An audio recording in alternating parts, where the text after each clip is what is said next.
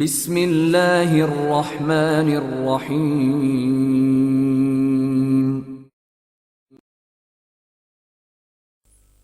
Wonderland Imran series, मुसन्निफ ज़हीर अहमद। एक वसीओ अरीज हॉल, जहां सामने दीवार में बेशुमार टनल्स के मुंह खोले हुए थे। इन टनल से सफेद लकीरें अंदर की तरफ आ रही थीं, जैसे ट्रैक हो। सामने एक छोटा और नीम दायरे में एक चबूतरा सा बना हुआ था, जहां एक ट्रैक पर 5 सुर्ख रंग की कैप्सूल गाड़ियां मौजूद थीं। इन कैप्सूल गाड़ियों का ऊपर वाला हिस्सा शीशे का बना हुआ था, जो किसी संदूक के ढक्कन की तरह से खुला हुआ था। कमरे का फर्श और दीवारें सुर्ख थीं, जिन पर नीले रंग की आड़ी तिरछी लकीरें सी बनी हुई थीं। इन लकीरों में तेज चमक थी। इन्हीं लकीरों की चमक से कमरा रोशन था। सरदावर और इनके साथी हैरत से चारों तरफ देखते हुए चबूतरे पर आ गए। इनके सामने जो कैप्सूल रनर्स मौजूद थे वो 2 सीटर थे, और इन कैप्सूल रनर्स में कोई कंट्रोल पैनल दिखाई नहीं दे रहा था, जैसे वो अपने आप हरकत करते हों। आप सब प्लीज कैप्सूल रनर्स में आ जाएं। अचानक हॉल में एक तेज आवाज उभरी। ये आवाज ऐसी थी जैसे कोई मशीन बोल रही हो। ये आवाज डॉक्टर एक्स की नहीं थी। वो सब चौंक कर इधर उधर देखने लगे, लेकिन इन्हें वहां आवाज का कोई मुनब्बा दिखाई ना दिया। सरदावर के चेहरे पर इत्मीनान था, अलबत्ता इनके साथियों के चेहरों पर कदरे खौफ और परेशानी के तासुरात दिखाई दे रहे थे। आओ, सरदावर ने अपने साथियों से मुखातिब होकर कहा। कतार में खड़े कैप्सूल रनर की तरफ बढ़ गए। सर, क्या हमारा इन कैप्सूल्स में जाना ठीक होगा? एक साइंसदान ने सरदावर से मुखातिब होकर कहा। इसका नाम डॉक्टर जीशान था, और सरदावर पलटकर इसकी तरफ देखने लगे। बाकी सभी इन्हीं की तरफ देख रहे थे, जैसे इनकी आंखों में भी यही सवाल हो।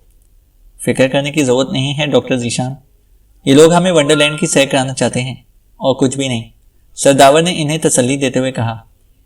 लेकिन सर, एक नौजवान साइंसदान डॉक्टर Z.A. हमीद ने कहना चाहा। मैंने कहा है ना कि कुछ नहीं होगा, तुम आओ सब, सरदावर ने कहा, और फिर वो पलटकर आगे बढ़ गए। वो सबसे आगे वाले कैप्सूल रनर में अगली सीट पर बैठ गए। इनके पीछे प्रोफेसर अमजद हुसैन आ गए। इन दोनों को कैप्सूल रनर में जाते देखकर बाकी सभी दो करके कैप्सूल रनर्स में बैठना शुरू हो गए। 5 कैप्सूल रनर्स में एक दूसरे से तकरीबन 10-10 फीट की दूरी पर थे। वो जैसे ही कैप्सूल रनर्स में बैठते, इस इला में एक साथ शीशे के ढक्कन हरकत में आए और इनके सरों पर से घूमते हुए उकबी तरफ आकर एडजस्ट हो गए। साथ ही क्लिक की आवाज सुनाई दी, जैसे शीशे लॉक्ड हो गए हों। अब आप सब अपनी सीट बेल्ट्स बांध लें। इन्हें कैप्सूलों के अंदर वही मशीनी आवाज सुनाई दी जो उन्होंने इस हॉलनुमा कमरे में सुनी थी। सरदावर ने सीट की साइड में हाथ डाला और एक सीट बेल्ट खींचकर अपने जिस्म के ऊपर से गुजारते हुए दूसरी तरफ लगा दी। इसी लम्हे उन्हें जू जू की तेज आवाजें सुनाई दी। साथ ही सरदावर को यूं लगा जैसे कैप्सूल रनर हल्का हल्का लरज रहा हो। आप सबको मुत्तला किया जाता है कि इन कैप्सूल रनर्स में कंट्रोल पैनल नहीं है, अलबत्ता आप अपने बैलेंस के लिए दाएं बाएं लगे हैंडलों को पकड़ सकते हैं। इन कैप्सूल रनर्स में ऐसी सहूलियत मौजूद है कि आप एक दूसरे से बिला तातुल बातचीत भी कर सकेंगे। कैप्सूल रनर्स को मेन कंट्रोल रूम से ऑपरेट किया जाएगा और इनमें आपको पूरे वंडरलैंड की सैर कराई जाएगी। ये सैर 4 घंटों के दौरानिए की होगी। कैप्सूल रनर्स को 20 किलोमीटर फी घंटे की रफ्तार से चलाया जाएगा ताकि आप वंडरलैंड के वंडर्स को आसानी से और बखूबी देख सकें। मैं वंडरलैंड का मास्टर कंप्यूटर हूँ। वंडरलैंड में मुझे MM कहा जाता है, इसलिए आप भी मुझे MM या MM कहकर मुखातिब कर सकते हैं। डॉक्टर एक्स ने आप सबकी हिफाजत और आप सबकी ज़िंदगी और मौत का इख्तियार मुझे दे दिया है। अगर आप मेरी मर्जी से चलेंगे और मेरी हिदायत पर अमल करेंगे तो वंडरलैंड आपके लिए जन्नत बना दी जाएगी, और अगर आपने मेरी हिदायत पर अमल ना किया और मेरे किसी भी हुक्म से इख्तलाफ किया तो इसके लिए आपको सख्त से सख्त सजा भी दी जाएगी। और वंडरलैंड में मुजरिमों और गद्दारों को इंतहाई खौफनाक और भयानक सजाएं दी जाती हैं, ऐसी सजाएं जिनका आप तसव्वुर भी नहीं कर सकते। MM के मिजाज के खिलाफ कोई भी बात हुई तो MM इसे दरगुजर कर सकता है, लेकिन MM डॉक्टर एक्स के खिलाफ कुछ भी नहीं सुन सकता। इसलिए MM आप सबको हिदायत देता है कि आप आपस में खुलकर बातें करें, कुछ भी कहें और कुछ सुनें। मुझसे पूछना हो तो पूछें। MM आपके सिर्फ इन सवालों की जवाबात देगा जो MM के मिजाज के मुताबिक होंगे।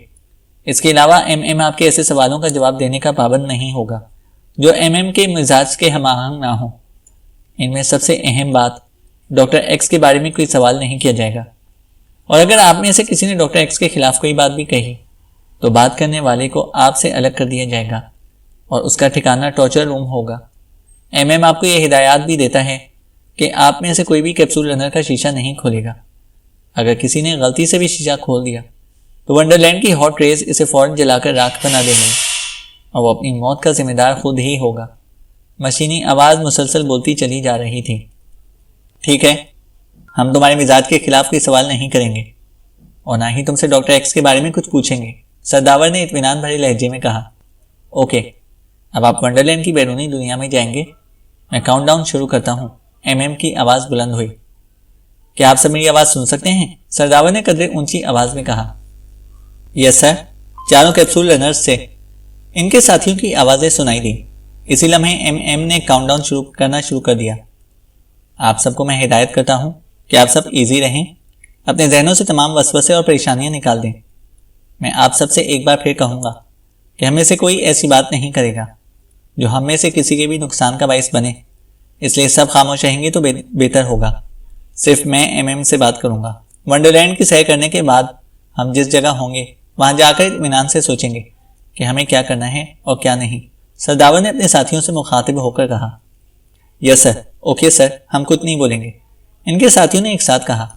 इसी लम्हे एमएम की काउंटडाउन खत्म हो गई और इसके साथ ही सदावर ने कैप्सूल रनर में हल्की हल्की थरथराहट सी महसूस की और इसके साथ ही कैप्सूल रनर हरकत में आ गया और ट्रैक पर आहिस्ता आहिस्ता सामने मौजूद एक टनल की तरफ बढ़ने लगा। सदावर ने सर घुमाकर देखा तो उन्हें अपने साथियों के कैप्सूल रनर्स भी अपने पीछे आते दिखाई दिए। टनल की तरफ बढ़ते हुए कैप्सूल रनर्स की रफ्तार तेज होती रही और फिर जैसे ही कैप्सूल रनर्स टनल में दाखिल हुए, इनकी रफ्तार यकलख तेज हो गई। टनल सीधी जाने की बजाय दाएं बाएं घूमती हुई जा रही थी।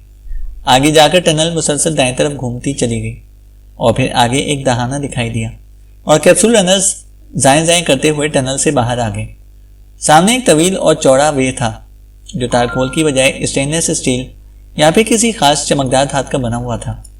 दाएं बाएं कैप्सूल रनर्स के लिए बेशुमार ट्रैक्स बने हुए थे जो दूर किसी बड़े शहर की तरफ जाते हुए दिखाई दे रहे थे। दूर से दिखाई देने वाली इमारत काफी बड़ी और ऊंची और सड़क की तरह चमकदार थी। ऊपर खुला आसमान था और इन्हें बुलंदी पर स्पेसशिप जैसी बेशुमार गाड़ियां इधर उधर उड़ती दिखाई देने लगी। इन स्पेसशिप्स की लंबाई चौड़ाई ज्यादा नहीं थी। इनकी शक्लें आम कारों जैसी या रॉकेटों या फिर पर फैलाए हुए बड़े बड़े परिंदों जैसी थीं। तमाम उड़ने वाली गाड़ियों के पीछे गैस रनर्स लगे हुए थे। बर्नर्स लगे हुए थे जिनसे आग तेज चमक और प्रेशर से निकलती दिखाई दे रही थी और कुछ गाड़ियां हवा में दाएं बाएं लहराती हुई इधर उधर जा रही थीं और कुछ मुतवाज़ी अंदाज में उड़ रही थीं। हैरत है, ये गाड़ियां हैं या स्पेसशिप्स? सदावर के पीछे बैठे हुए प्रोफेसर अमजद हुसैन ने हैरत भरे लहजे में कहा। स्पेसशिप्स नहीं, ये फ्लाइंग कारें हैं। इन्हें वंडरलैंड में फ्लाइंग हॉर्स कहा जाता है। इसी लम्हे जवाब में एमएम की आवाज़ सुनाई दी। क्या हम किसी स्पेस स्टेशन में हैं? सदावर ने तशवीश भरे लहजे में कहा। ये स्पेस स्टेशन नहीं, वंडरलैंड है। एमएम की आवाज़ सुनाई दी। जगह कौन सी है? मेरा मतलब है कि ज़मीन के किस खित्ते में है ये वंडरलैंड? सदावर ने पूछा। इसका सवाल का जवाब नहीं दिया जा सकता, एमएम ने जवाब दिया और सदावर ने बेख्तियार होंठ खींच लिए। वैसे ही जान कर उन्हें कदरे सुकून हो गया था कि वो खला में नहीं है। क्यों? इस सवाल का जवाब क्यों नहीं दिया जा सकता? हम वंडरलैंड के कैदी हैं, फिर हमें बताने में क्या हर्ज है? सदावर ने मुंह बनाते हुए कहा। आपसे पहले कह दिया गया था कि मैं अपनी मर्जी की मुनासिबत से ही जवाब दूंगा, जो मेरे मिजाज के मुताबिक होगा। ऐसे किसी सवाल का जवाब नहीं दिया जाएगा जो मेरे मिजाज के खिलाफ हो, एमएम ने कहा। इसी लम्हे कैप्सूल रनर्स बड़ी बड़ी इमारतों के पास पहुंच गए। वहां पहले ही से ऐसे बेशुमार कैप्सूल रनर्स मौजूद थे जो तेजी से इनके दाएं बाएं से गुजर रहे थे। इन कैप्सूल रनर्स सड़क की दरमियानी लाइन में ही थे। इमारतें भी सड़कों की तरह चमकदार थीं। सड़क की साइड पर फुटपाथ बने हुए थे और वहां बेशुमार रोबोट्स दिखाई दे रहे थे। ये रोबोट्स इंसानी कद काट के थे। इन सब के पास बड़ी बड़ी और इंतहाई अजीब व गरीब गनें थीं जिनके पिछले हिस्से फूले हुए थे। गनों के दरमियान में एक ट्यूब सी बनी हुई थी जहां बिजली की लहरें सी चमकती हुई दिखाई दे रही थी। इन गनों के दो दहाने थे। एक दहाना बड़ा था और एक आम राइफल जैसा। राइफल जैसी नाली के आगे एक गोल और मोटा शीशा लगा हुआ था।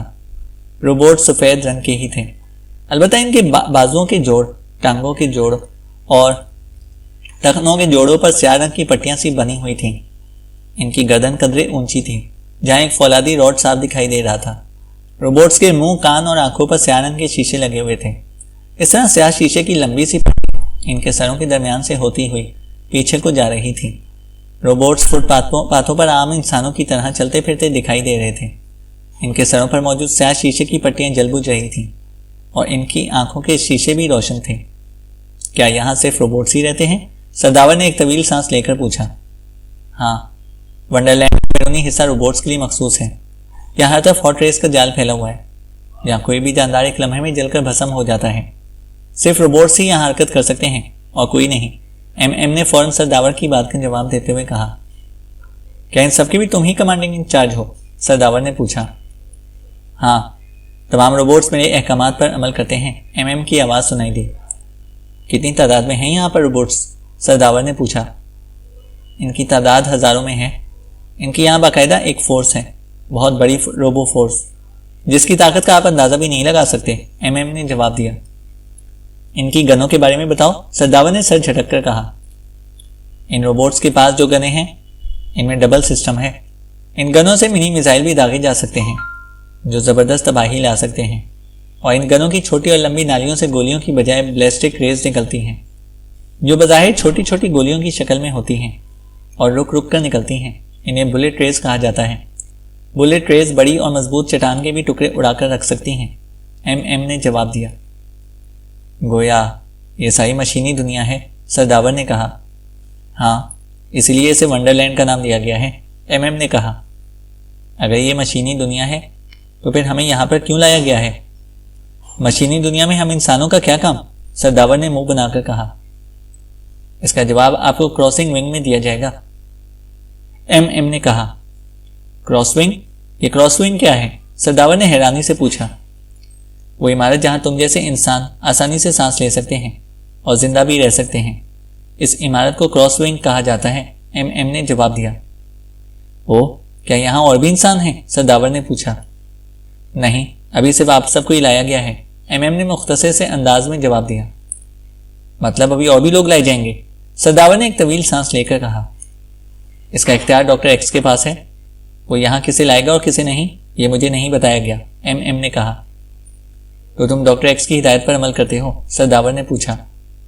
जाहिर है, वंडरलैंड में डॉक्टर एक्स के तख्लीक किए हुए हैं। मैं डॉक्टर एक्स के अहकामात मानता हूँ, अलबत्ता इस वंडरलैंड का सारा कंट्रोल मेरे पास है, एम ने कहा। क्या डॉक्टर एक्स भी तुम्हारी तरह रोबोट है या वो इंसान है? सरदावर ने पूछा। जीरो रूम में आप सब स्क्रीन पर डॉक्टर एक्स को देख चुके हैं, खुद ही फैसला कर लेंगे वो रोबोट है या इंसान, एम ने कहा। क्या डॉक्टर एक्स भी इस वंडरलैंड में मौजूद हैं? सरदावर ने पूछा। सॉरी, इस सवाल का जवाब नहीं दिया जाएगा, एम ने कहा। डॉक्टर एक्स का असल नाम क्या है और इसका किस मुल्क से ताल्लुक है? सरदावर ने इससे पूछा। इन सवालों के भी आपको जवाब नहीं दिए जाएंगे, एम ने कहा। और सरदावर ने बेख्तियार जबड़े भेज लिए, जैसे इन्हें एम से इसी जवाब की तवक्का थी।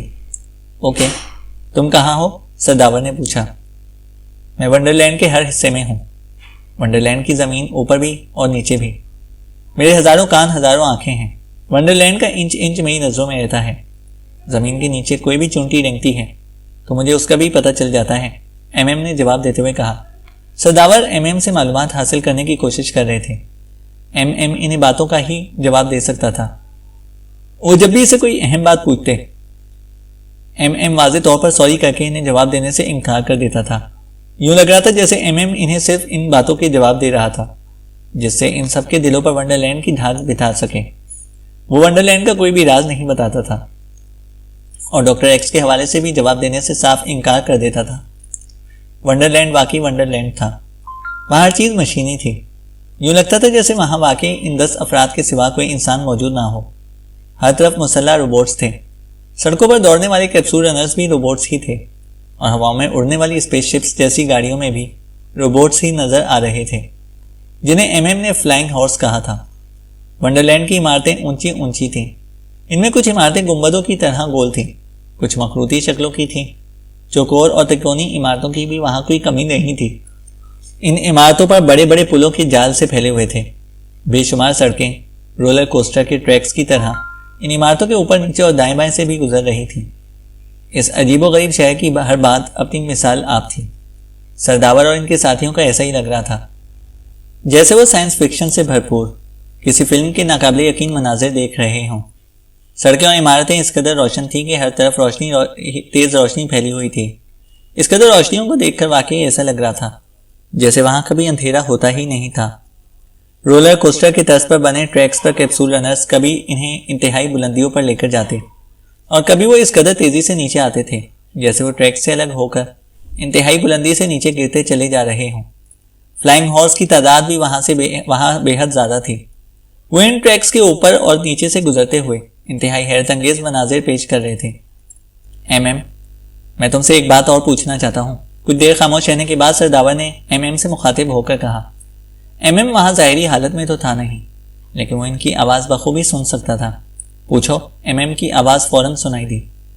वंडरलैंड वाकई एक जदीद शहर जैसा है।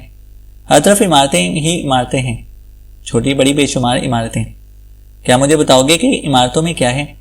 यहाँ इस कदर इमारतें क्यों बनाई गई हैं? सरदावर ने पूछा। यहाँ हर चीज का कोई ना कोई मसरफ है। यहाँ ऐसा कुछ भी नहीं है जो बेमकसद और गैर जरूरी तौर पर बनाया गया हो, एमएम ने जवाब दिया। फिर भी है क्या इन इमारतों में? क्या ये इन रोबोट्स की रिहाइश गाहें हैं? सरदावर ने पूछा। हाँ, इनमें बहुत सी इमारतें रोबोट्स के लिए रिहाइश गाहों के तौर पर बनाई गई हैं, एमएम की आवाज सुनाई दी। कौन सी इमारतें रोबोट्स की रिहाइश गाहें हैं? चौकोर, अखरूती या गोल? सरदावर ने पूछा। वक्त आने पर आपको खुद ही मालूम हो जाएगा, एमएम ने कहा। कब आएगा वो वक्त? सरदावर ने मुंह बनाकर कहा। जब आप वंडरलैंड की दिल से शहरियत इख्तियार कर लेंगे और अपना जीना और मरना वंडरलैंड के लिए वक्फ कर देंगे तो आप पर वंडरलैंड के तमाम राज खोल दिए जाएंगे, एमएम ने कहा। ओह, तो हमें यहाँ इस मकसद के लिए लाया गया है, सरदावर ने होंठ फेंचते हुए कहा। जल्दी सारे मकासद आपके सामने आ जाएंगे और अब बस आपके 4 घंटे पूरे हो चुके हैं। आप सबको वंडरलैंड की जिस तरह सैर करानी थी करा दी गई है। अब आप सबको क्रॉस विंग में लेकर जाया जा रहा है। मेरी आवाज अब आप क्रॉस विंग में ही सुन सकेंगे, एमएम ने कहा और फिर वो यकलख्त खामोश हो गया। इसलिए में कैप्सूल रनर्स की रफ्तार तेज हो गई और वो ऊंचे नीचे ट्रैक्स पर तेजी से दौड़ने लगे। सरदावर, ये सब क्या है? क्या वाकई अब हमें हमेशा के लिए यहीं पर रहना होगा? डॉक्टर निसार चिश्ती की परेशानी से भरपूर आवाज सुनाई दी। मैं भी इस सिलसिले में कोई तबसरा नहीं करूंगा, सरदावर ने संजीदगी से कहा। यह क्या बात हुई? आपने सारी बातें मास्टर कंप्यूटर से खुद ही की हैं। हमें इससे कुछ पूछने का मौका ही नहीं दिया। आप कम से कम हमें इससे ये तो पूछने देते कि आखिर वो हमसे क्या चाहता है, प्रोफेसर अमजद हुसैन ने कहा। हम क्रॉस विंग में जा रहे हैं, वहां जाकर आप जो चाहें पूछ लेना, मैं आपको नहीं रोकूंगा, सरदावर ने कहा। हैरत है, इस कदर जदीद और हैरत अंगेज शहर बनाने का इनका मकसद क्या हो सकता है? और ये वंडरलैंड आखिर है कहाँ? ये जदीद सैटेलाइट्स का दौर है। क्या इन सैटेलाइट से भी इस वंडरलैंड को किसी ने चेक नहीं किया? इस कदर जदीद और हैरत अंगेज शहर के बारे में तो मैंने कभी और कहीं कुछ नहीं सुना, एक साइंसदान ने कहा। इस साइंसदान का नाम डॉक्टर अख्तर था। इस कदर जदीद और साइंसी निज़ाम से आरास्ता शहर तो कोई सुपर पावर ही बना सकता है जो इकॉनमी और माशी तौर पर बेहद मुस्तहकम हो। अरबों खरबों डॉलरों से ही ऐसा कोई शहर बनाया जा सकता है। शहर देखकर तो ऐसा लगता है जैसे ये ज़मीन पर नहीं बल्कि खला के किसी मसनूई सैयारे पर हो। इतने बड़े शहर की तामीर और तरक्की के लिए कसीर सरमाया ही नहीं, तवील मुद्दत भी चाहिए। शहर की तामीर और तरक्की के देखकर तो ऐसा लग रहा है जैसे ये कई सदियों से यहाँ पर मौजूद हो, डॉक्टर इशरत अब्बास ने कहा। उनके लहजे में बेपनाह हैरत थी। बिल्कुल, और इस कदर कसीर सरमाया तो शायद एक्रीमिया के पास भी ना हो जो इस कदर जदीद शहर बना सके जहां सिर्फ मशीनें ही मशीनें काम करती हों, डॉक्टर सोहेल ने कहा। किसी ना किसी मुल्क से तो इनका ताल्लुक जरूर होगा। बगैर किसी मुल्क की सपोर्ट के इस कदर जदीद और बड़ा शहर बन ही नहीं सकता, एक और साइंसदान डॉक्टर जैदी ने कहा। अगर ये पता चल जाए कि वंडरलैंड किस मुल्क का हिस्सा है तो हमें अंदाजा हो जाएगा कि हम दुनिया के किस हिस्से में हैं, एक और साइंसदान जिनका नाम डॉक्टर फवाद हाशमी था ने कहा। जिस तरीके से हमें यहाँ पर लाया गया है मुमकिन ही नहीं कि एमएम हमें इन सवालात के जवाब दे दे, डॉक्टर जीशान ने मुंह बनाकर कहा। कैप्सूल रनर्स एक ऊंचे ट्रैक से होते हुए नीचे आ गए थे और इमारतों से हटकर एक खुले मैदानी इलाके में एक लंबा मोड़ मुड़ते हुए ट्रैक पर दौड़ते जा रहे थे। दूर में गोल और बड़ी इमारत दिखाई दे रही थी जो शहरी इमारतों से अलग थलग थी और सबसे बड़ी थी। इमारत पर दूर से ही सुर्ख रंग से क्रॉस विंग लिखा हुआ साफ दिखाई दे रहा था और किसी परिंदे के पर भी एक दूसरे को क्रॉस करते हुए दिखाई दे रहे थे। इन परों के रंग सफेद थे। तो यह है क्रॉस विंग की इमारत, सरदावर ने एक तवील सांस लेते हुए कहा। क्रॉसविंग की इमारत चारों अतराफ से बंद थी। अलबत्ता इसके दाएं तरफ कैप्सूल रनर्स के ट्रैक ही ट्रैक बने हुए थे जहां से इमारत में दाखिल हुआ जा सकता था। इमारत के करीब ट्रैक्स एक दूसरे के ऊपर से भी गुजर रहे थे जो जाल की तरह फैले हुए थे ताकि किसी भी ट्रैक से आने वाले कैप्सूल रनर्स को इमारत के मखसूस रास्तों की तरफ मोड़कर लेकर जाया जा सके। इमारत बुलंदो बाला होने के साथ साथ इंतहाई तवील और अरीज थी जो शायद कई एकड़ों पर फैली हुई थी। इस इमारत को देखकर ऐसा लग रहा था जैसे स्टेनलेस स्टील या किसी धातु का बना हुआ बहुत बड़ा कटोरा उल्टा कर वहां पर रख दिया गया हो। कैप्सूल रनर्स जैसे ही इस इमारत के नजदीक पहुंचे अचानक सामने एक टनल का रास्ता खुल गया और कैप्सूल रनर्स इस टनल में दाखिल हो गए। थोड़ी देर बाद पांचों कैप्सूल रनर्स एक बड़े कमरे में जाकर रुक गए। ये कमरा प्लेटफॉर्म के तर्ज पर बना हुआ था। जैसे ही कैप्सूल रनर्स प्लेटफॉर्म पर रुके शीशे के ढक्कन खुद ब खुद खुलते चले गए। प्लेटफॉर्म पर भी मुसल्लह रोबोट्स मौजूद थे। सामने बेशुमार रास्ते खुले हुए थे। इनके करीब घूमती हुई सीढ़ियां भी थीं जो इमारत के ऊपर मुख्तलिफ हिस्सों की तरफ जा रही थीं। खलानुमा रास्तों और सीढ़ियों पर बाकायदा नंबर दर्ज थे। जैसे ही इनके कैप्सूल रनर्स के ढक्कन खुले दो मुसल्लह रोबोट्स कदम उठाते हुए इनके करीब आ गए। आप लोग बाहर आ जाएं, इनमें से एक रोबोट्स ने तेज लहजे में कहा। सदावर ने इस बात में सर हिला दिया और उठकर खड़े हो गए और फिर वो कैप्सूल रनर से बाहर आ गए। कैप्सूल रनर के रुकते ही उन्होंने सीट बेल्ट खोल ली थी। इनके साथ बाकी सबने भी अपनी सीट बेल्ट खोल ली और फिर वो सब कैप्सूल रनर से बाहर आ गए। हमारे साथ चलें, इसी रोबोट ने कहा जिसने उन्हें कैप्सूल रनर से बाहर आने का कहा था। इस रोबोट के सीने पर R90 लिखा हुआ था जबकि दूसरे रोबोट का नंबर R907 था। इसी तरह वहां मौजूद तमाम रोबोट्स के सीनों पर ऐसे ही नंबर दर्ज थे जो सरदावर और इनके साथियों ने बाहर मौजूद रोबोट्स के सीनों पर भी देखे थे। रोबोट्स मुड़कर एक तरफ को जाने लगे तो सरदावर और इनके साथी रोबोट्स के पीछे हो गए। रोबोट्स इन्हें एक दरवाजे के पास लेकर आए। सरदावर ने देखा कि वो एक छोटे से कमरे का दरवाजा था। आप सब अंदर चले जाएं, रोबोट नंबर 906 ने कहा। सरदावर और इनके साथियों ने एक दूसरे की तरफ देखा और फिर वो सब इसी छोटे से कमरे में आ गए। जैसे ही वो कमरे में दाखिल हुए साइड की दीवार से एक फौलादी दरवाजा निकलकर खला पर फैलता चला गया। दरवाजा बंद होते ही इन्हें एक खफीफ सा झटका लगा और इन्हें ऐसा लगा जैसे फर्श इन्हें लेकर ऊपर को उठ रहा हो। वो एक लिफ्ट में थे। लिफ्ट तेजी से ऊपर जा रही थी। थोड़ी देर बाद लिफ्ट रुकी और दरवाजा खुल गया। इस बार इनके सामने एक हॉलनुमा कमरा था। कमरा बिल्कुल खाली था। वहां की दीवारें सपाट थीं। साफ सुथरा फर्श था जिस पर एक कुर्सी भी मौजूद नहीं थी। वो लिफ्ट से निकलकर कमरे में आ गए और हैरत भरी नजरों से चारों तरफ को देखने लगे। अब ये क्या है? यहाँ तो बैठने के लिए कुर्सी भी नहीं है, प्रोफेसर अमजद हुसैन ने होंठ चबाते हुए कहा। अचानक इनके सामने एक दीवार में हरकत हुई और छत से एक बड़े साइज की LCD स्क्रीन निकलकर दीवार पर फैलती चली गई। स्क्रीन सिनेमा की स्क्रीन जैसी बड़ी थी। स्क्रीन पर झमाका सा हुआ और वहां वही ग्लोब और दो इंसानी हाथ दिखाई दिए। दो नीले हाथों के दरमियान ग्लोब घूम रहा था। एक हाथ पर इसी तरह W और दूसरे हाथ पर L लिखा हुआ था और फिर ग्लोब सिमटा और छोटा होता हुआ ऊपर दाएं कॉर्नर पर चला गया और स्क्रीन पर डॉक्टर एक्स का चेहरा नमूदार हुआ। Hi everybody. कमरे में डॉक्टर एक्स की मखसूस आवाज सुनाई दी। हेलो, सदावर ने जैसे बादल नाख्वास्ता लहजे में कहा। आप सबको वंडरलैंड की सैर का यकीनन लुत्फ आया होगा। कैसा है मेरा वंडरलैंड? डॉक्टर एक्स ने कहा। एडवांस साइंस के तकाजों से हम आहंग अच्छा शहर बनाया है तुमने। तुम्हें शहर को वंडरलैंड की बजाय मशीन वर्ल्ड का नाम देना चाहिए था, सदावर ने तंजिया लहजे में कहा। अगर ये मशवरा आप पहले देते तो शायद मैं इस पर गौर भी कर लेता, लेकिन मैं वंडरलैंड का नाम सिलेक्ट कर चुका हूँ। एक बार मैं जो फैसला कर लेता हूँ इसे किसी भी सूरत नहीं बदलता, डॉक्टर एक्स ने कहा।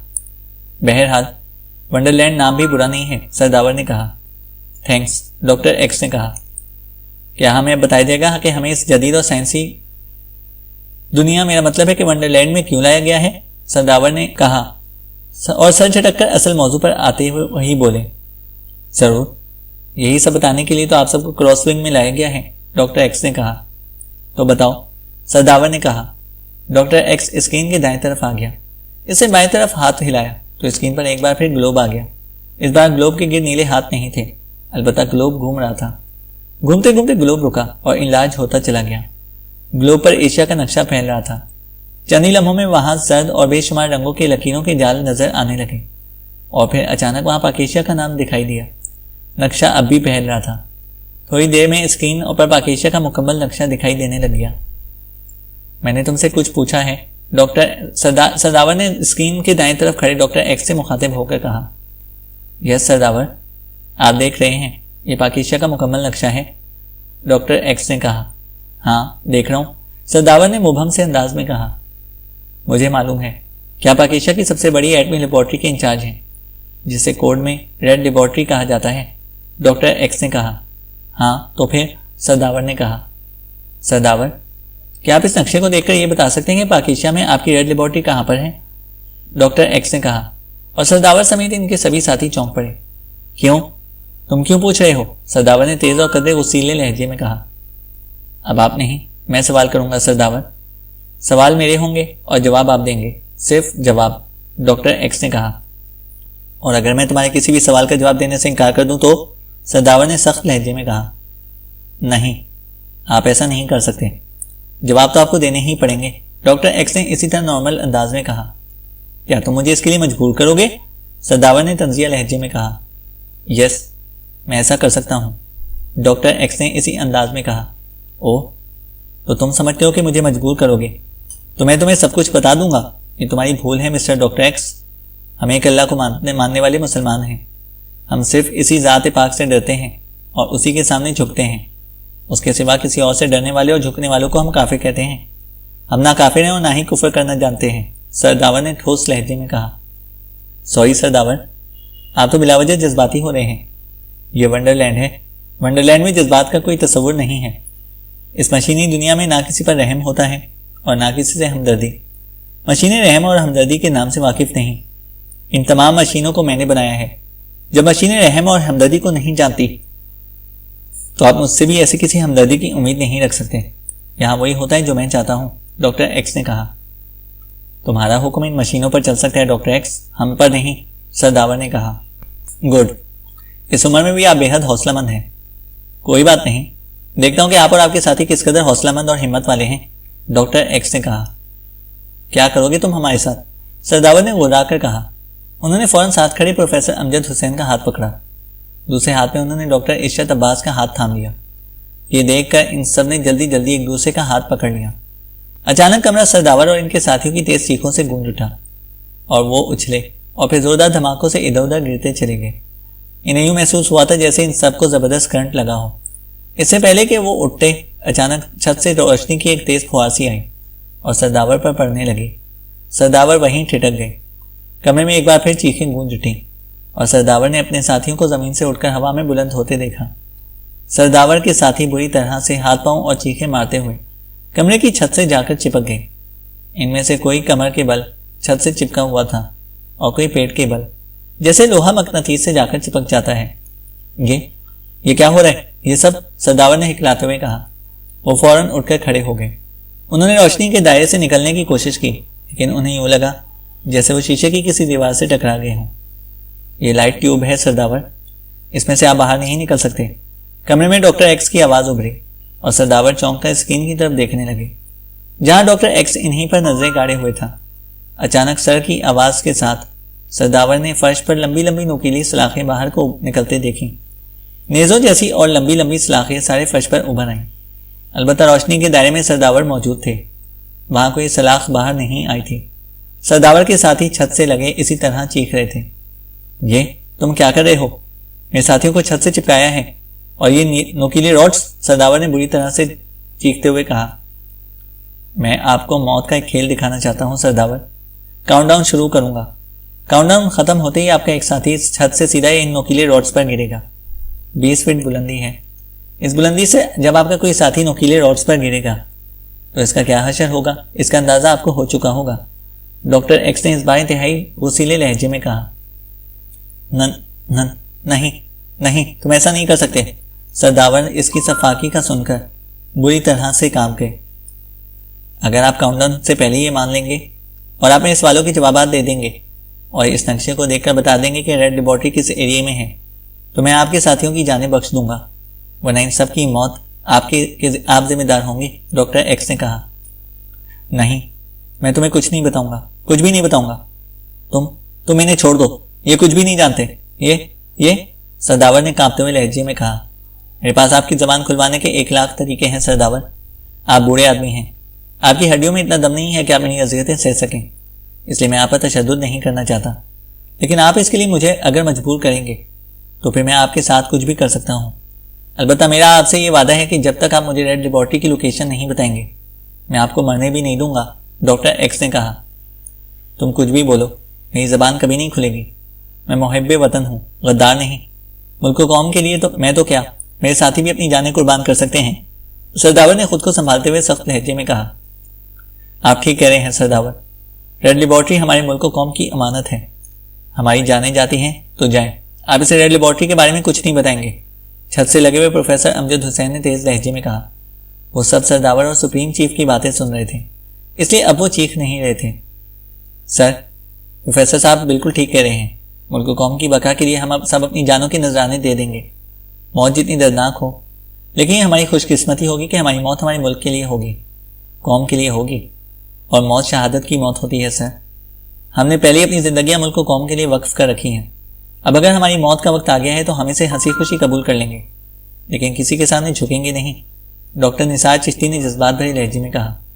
इसी तरह छत से चिपके हुए बाकी साइंसदानों ने भी सरदावर के हक में बोलना शुरू कर दिया। इन सब के जज्बाती पैगाम एक जैसे थे। वो सरदावर को बार बार यही तलकीन कर रहे थे कि डॉक्टर एक्स को किसी भी सूरत में रेड लेबॉर्ट्री के बारे में ना बताएं, चाहे डॉक्टर एक्स इन सबको मौत की घाटी क्यों ना उतार दें। क्या तुम सुन रहे हो डॉक्टर एक्स, ये सब क्या कह रहे हैं?